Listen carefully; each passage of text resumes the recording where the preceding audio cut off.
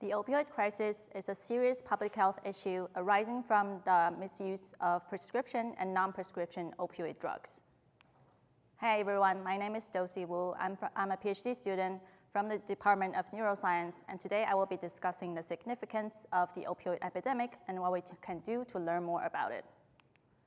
This is a plot from the CDC website showing you the number of people died from opioid-related overdose death in the past 2 decades. As you can see, from the year 1999 to the year 2020, this number is steadily increased due to increasing misuse of prescription and non-prescription opioid drugs. You might think that these people were using opioids recreationally, but rather, some, if not most of them, were seeking opioid treatment to cure their chronic pain. And one concerning fact about opioid is that the doses required to treat the same pain keeps rising and rising over time.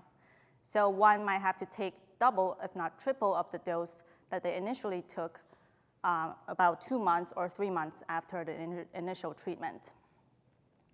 Now, aside from this concerning fact of opioids, another thing is that opioids are heavily correlated with appearance of different types of mental health disorders. For example, major depression disorder, PTSD, anxiety, etc. So the main question I pose here is, how can opioids affect the brain?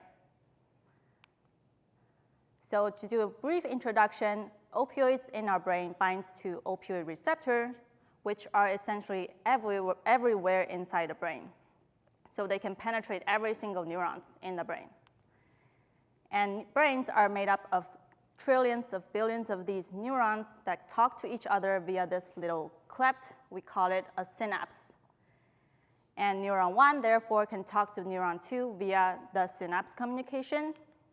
And what you can find on synapse is actually these opioid receptors. So opioids can come in and bind to these receptors and change the talking pattern of neurons. Imagine this happening in the trillions of neurons inside the brain when the person is taking opioids.